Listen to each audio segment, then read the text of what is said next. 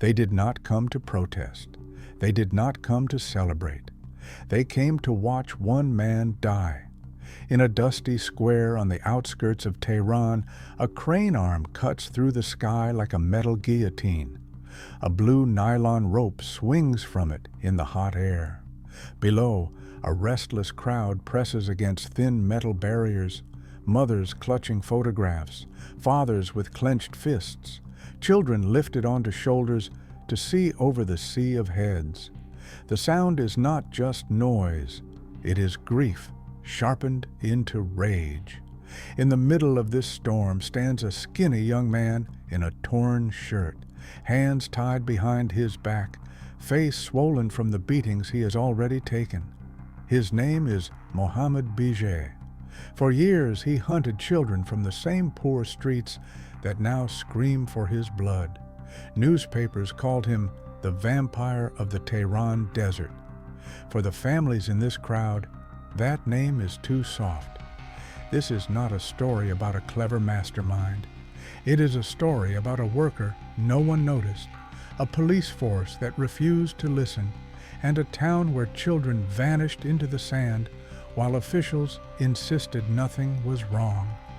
Before the crane lifts him from the ground, we have to go back to the fields, back to the wells, back to the first missing boy.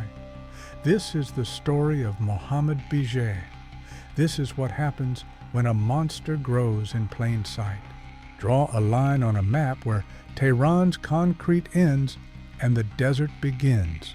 Somewhere along that line, half hidden in dust and factory smoke, lies Pakdasht.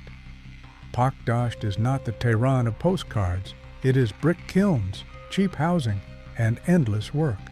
Trucks roll in before dawn to pick up men willing to break their bodies for a day's pay.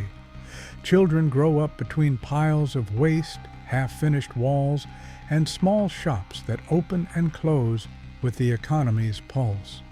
The air tastes of clay and diesel. Most families here are poor. Some are migrants from other provinces. Others are undocumented Afghan refugees who live with constant fear of deportation. Papers are weak, rights are weaker. To the authorities, Pakdasht is a place that exists mostly on paper, a line in a budget, a line on a map. Real attention rarely reaches this far. Children are everywhere. They play in alleys, chase each other through vacant lots, walk out to irrigation canals and dry fields. There are a few parks, no organized after-school programs, no one hired to watch them. Parents leave early for work and come home late. The unspoken contract is simple. Stay together, don't go too far, be home before dark. It is a fragile kind of safety, built on trust and habit. Into that fragile space stepped a man who knew the land better than anyone, and who saw those children not as lives, but as targets. In 1982, long before anyone heard the name Vampire of the Desert, a boy named Mohammed was born into poverty. There were no headlines, no warning signs, no dark music in the background. Just another child in a country recovering from revolution and war.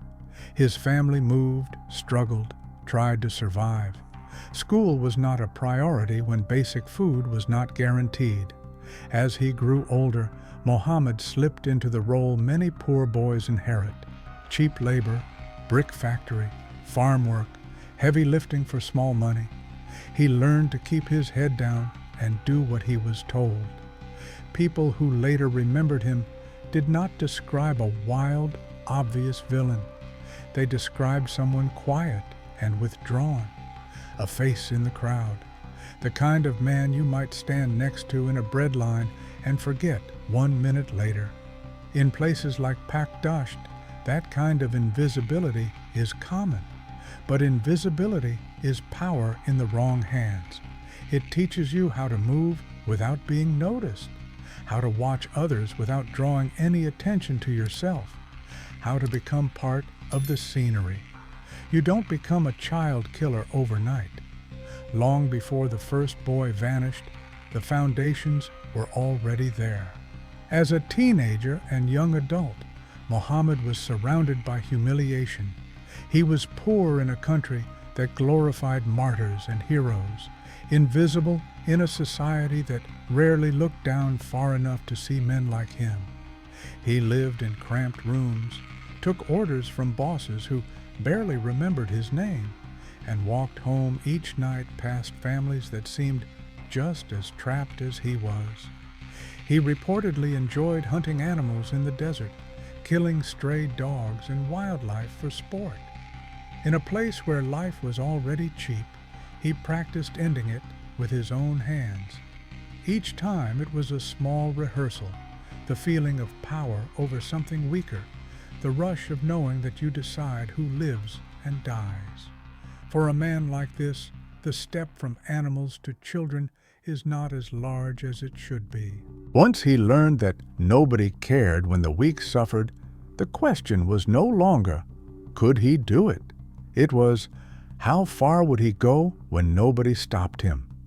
By the time Mohammed Bijeh was a young adult, he knew every shortcut, every abandoned structure, every blind corner between the residential blocks and the open desert.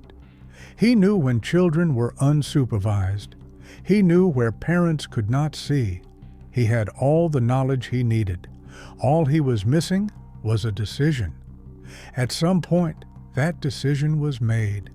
The forgotten boy from a forgotten town would become the hunter no one saw coming.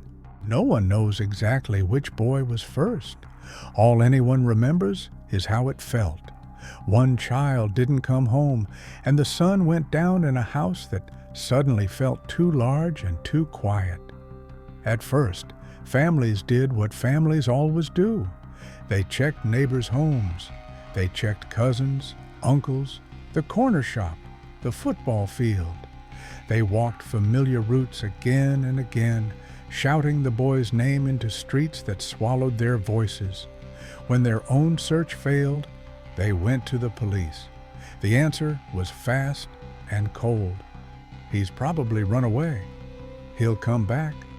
Check with your relatives first.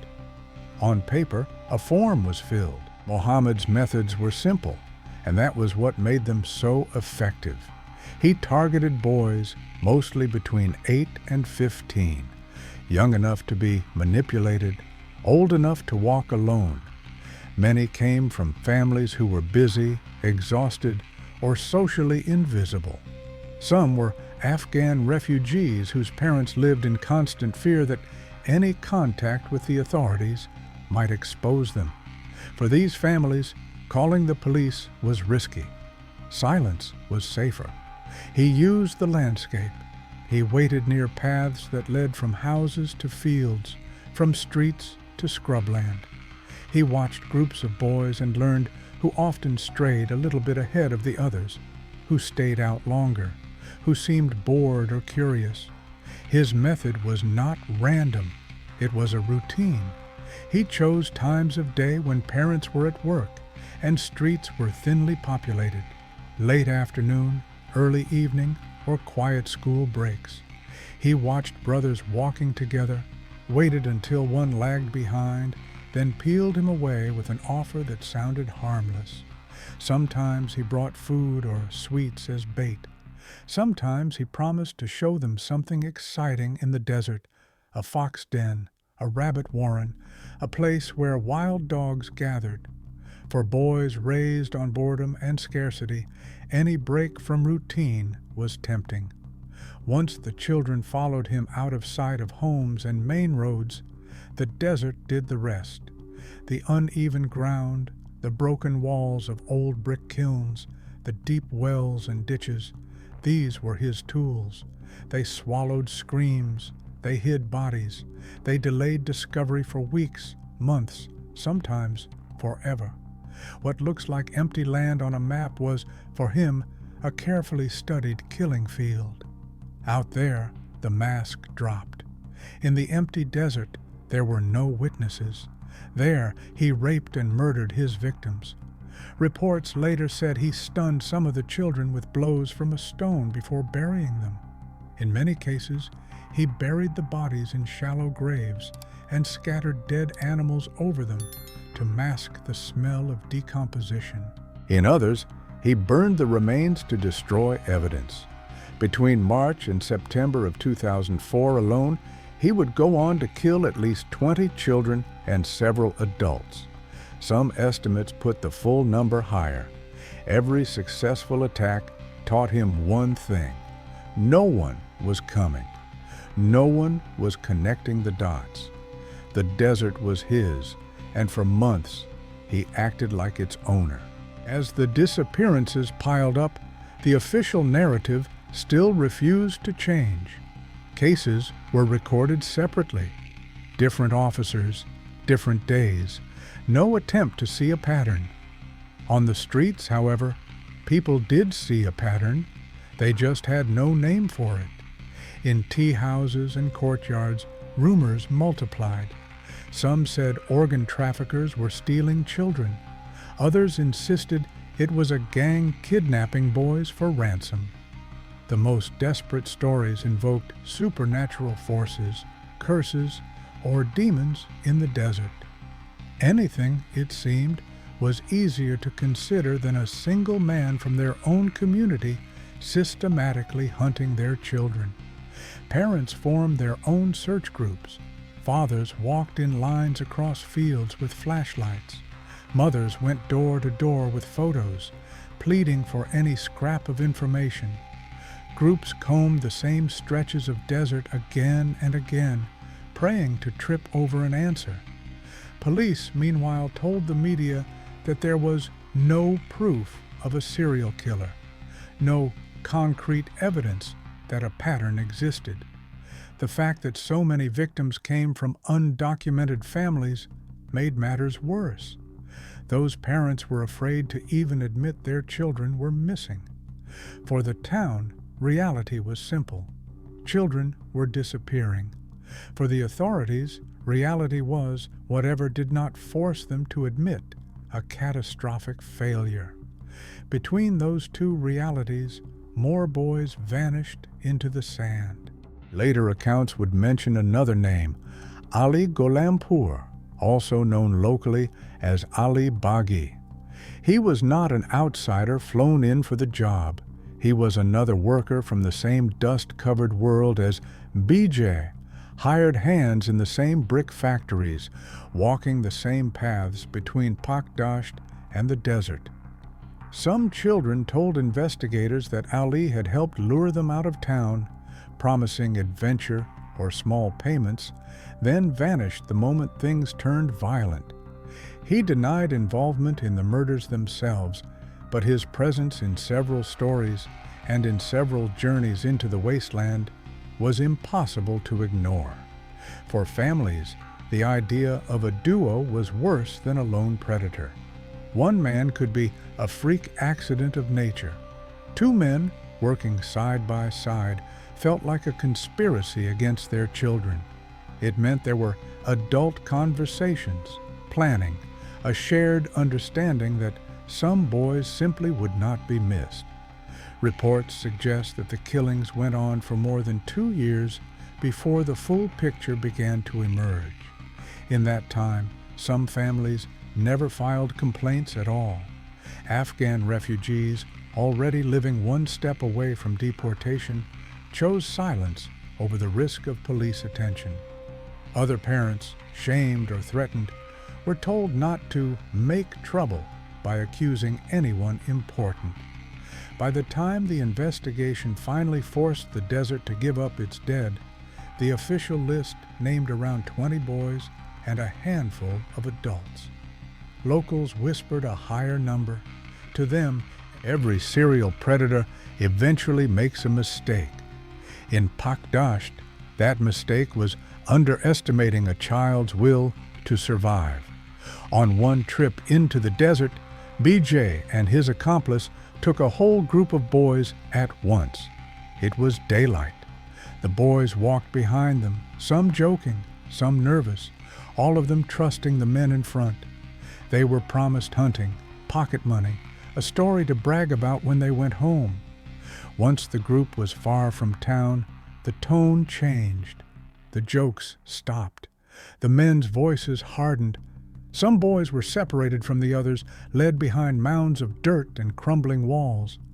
What happened next was the same pattern: sexual assault, violence, murder. The desert, once more, became a silent accomplice.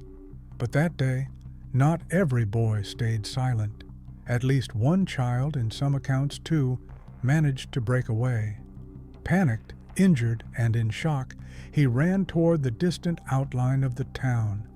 Every step away from the killers risked being caught or collapsing in the heat. Every step toward Pakdasht meant dragging horror back into the streets. When he burst into the settlement, people could see immediately that something was wrong. Clothes torn, skin scraped, eyes wide with a fear no child should know. This time, he did not simply say, "My friend is missing." He told them exactly what had happened, who had taken them, and where they had gone. He described faces, names, and methods the police could no longer explain away. The survivor led adults and officers out toward the desert, to the approximate place where the group had been attacked. In the days that followed, bodies and remains were recovered from nearby wells and shallow graves. Each discovery backed up his story, piece by piece, until even the most indifferent official had no room left to deny it. The hunt for a phantom killer. Once in custody, the quiet worker who blended into the background became a tour guide to hell. Under questioning, Bijeh began to cooperate, not out of remorse, but with the flat practicality of a man reciting a work routine. He agreed to lead investigators to the places where he had dumped his victims. Convoy after convoy drove out of Pakdasht, leaving the houses behind and entering the same empty land where so many boys had vanished. At each stop, he pointed, "Here." Search teams dug where he indicated. In some spots, they found bones tangled with animal carcasses that had been thrown on top to hide the smell. In others, they pulled out bits of burned clothing and fragments of bodies blackened by fire. The desert floor, once just landscape, became a map of atrocities. Forensic identification was slow and imperfect. Some children could be recognized only by clothing, or by the way a parent collapsed when they saw a familiar shirt or shoe lifted from the dirt. Every recovery carried the same brutal rhythm: dig, uncover, confirm, cry. Journalists reported that during reenactments, Bijeh calmly retraced his steps, showing how he lured the boys, where he walked, where he attacked, where he dragged the bodies. He did not break down. He did not express guilt. To officers on scene, it looked less like confession and more like a sick form of pride, a man explaining how good he had been at getting away with it. By the time the searches were over, police had linked him to at least 21 murders, along with multiple rapes and attempted murders. Unofficially, many suspected the true number of victims was higher, hidden in unmarked patches of earth or in families too afraid to speak. In the notebooks of investigators, the case now had structure, names, and numbers. In the hearts of Pakdasht, it was a graveyard that had finally learned to speak. Bijeh's trial was held in a Tehran court, but the emotional center of the case was still Pakdasht. He faced multiple charges, 21 counts of premeditated murder, rape and sexual assault, corruption on earth, a broad religious legal term reserved for the worst offenders. He claimed he originally wanted to target children of government officials, hoping to make money from ransom or gain some twisted form of power. But he said he turned to children from poor families and refugees instead because he believed no one would look for them. On the benches, Relatives of the victims listened as he described how he kidnapped and killed their sons. At one point, as he recounted the murder of a boy, the courtroom exploded. Family members screamed, threw chairs, and tried to attack him. The hearing had to be stopped. In the end, he was convicted of 21 murders, sentenced to numerous death sentences through retribution, 1 public execution, 100 lashes, and years in prison on additional charges.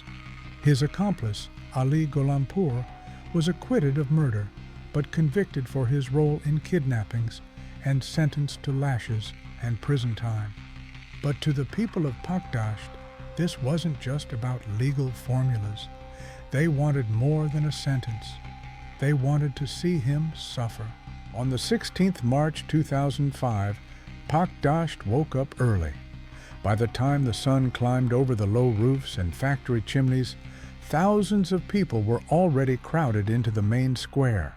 Estimates put the number at around 5,000. Parents, siblings, neighbors, strangers. Some came for justice, some for revenge, some just to witness history. At the center of the square, an iron post had been set up, with a crane waiting behind it. Lines of uniformed officers stood shoulder to shoulder, already struggling to hold the restless crowd back. Children sat on their fathers' shoulders, eyes wide. When guards finally brought out Mohammed Bijeh, shirtless and handcuffed, the sound changed. The crowd didn't just shout, they roared. Some screamed curses, others threw stones. Rage and grief had been simmering here for years. Now it boiled over. The first part of his sentence was flogging. Officials tied him to the iron post. In full view of the town he had terrorized, judicial officers whipped him with electrical cords, delivering 100 lashes. He fell to the ground more than once. Witnesses say he did not beg for mercy and barely made a sound. Each time he collapsed, he was dragged up again. Each strike was greeted by another wave of screams, another storm of thrown objects. Then, as they prepared to move him toward the crane, the barrier finally broke. A brother of one of the murdered boys forced his way past security and attacked Bijeh, stabbing him in the back. Blood soaked his already torn clothing as he collapsed to his knees. The crowd surged, trying to get closer to do more. Officers fought to push them back. In the chaos, another parent, a grieving mother, managed to reach him. She slapped him across the face, cursed him, and then placed the blue nylon rope around his neck herself. Moments later, the crane lifted him 10 meters into the air. He hung above the town that had once ignored him and then learned to hate him. Stones and spit flew. People watched until his body went still. For some, it was justice. For others, it was necessary theater. For the children in the crowd, it was their first real taste of death. On television and in newspapers, the images of that day spread across Iran and beyond. The crane, the rope, the collapsed body, the mob. Commentators called it a victory for justice. Others asked a different question. Why did it take so long? The case had become known as one of the largest child murder investigations in modern Iranian history. Yet much of that scale was the result of years of neglect. The victims were mostly boys from poor or refugee families. Their parents had been ignored or too afraid to come forward. Under pressure, authorities suspended several officers for mishandling the investigation. There were promises of reforms, better protocols for missing children, more serious responses to early warning signs, better communication between local police and central authorities. For many in Iran, the case of Mohammed Bijeh became more than just another crime story. It was a mirror that showed who is protected and who is not.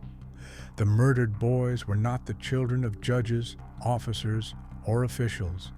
They were the sons of brick workers, cleaners, refugees, and the unemployed. When they vanished, there were no state funerals, no national days of mourning, no portraits on television. Their lives were measured in the size of their parents' voices, and those voices did not carry very far. Only when bodies began to surface in numbers too large to ignore did the system move with speed. The same institutions that had been slow, dismissive, and blind suddenly became very efficient at organizing a public execution. It raised a question that still hangs over Pakdasht. Is the state better at punishing monsters or at preventing them? For the families who watched their sons lowered into the ground, the answer is painfully clear. The label Vampire of the Tehran Desert sounds like something invented for a horror movie. In reality, it is a mask used by society to distance itself from its own failures. Calling him a monster makes it easier to forget that he was also a worker no one paid attention to, a neighbor some parents trusted, a product of deep poverty and neglect. He chose his victims carefully, the invisible children of invisible families, boys whose parents worked too hard and earned too little, refugees whose right to be protected was always conditional. When officials dismissed early disappearances as runaways, they were not just wrong. They were signaling that some lives counted less. Serial killers do not appear out of nowhere. They grow in spaces where no one is watching and where the people they target are considered expendable. Pakdasht was exactly that kind of space. When people now tell the story of Mohammed Bijeh, they often focus on the brutality, the desert, the burning, the shallow graves. But the real horror is simpler. He was able to do all of that because the system did not care enough to stop him. In that square in March 2005, when the crane finally went still and the crowd began to thin, something else remained hanging in the air. A question. Not, did he deserve it? Not, was this enough punishment? The real question is this: what changes when the monster is gone? The boys of Pakdasht are still dead. Their parents still live with memories of empty beds and unanswered questions. Refugee families still fear that calling for help could destroy their lives. Poor districts still exist on the edge of attention, noticed only when something goes horribly wrong. Publicly hanging Mohammed Bijeh ended one man's life. It did not erase the conditions that allowed him to thrive. It did not guarantee that the next predator will be stopped sooner, or that the next poor family will be believed when they say, "Our child is missing." He was called the Vampire of the Desert, but the real desert was not just the sand outside town. It was the emptiness where protection should have been, the gaps between the poor and those in power, the silence that answered the first cries for help. And if there is one lesson in the story of Mohammed Bijeh, it is this: when a community's children disappear and no one listens, the ground itself becomes a crime scene, and everyone who stayed silent shares a fraction of the blame.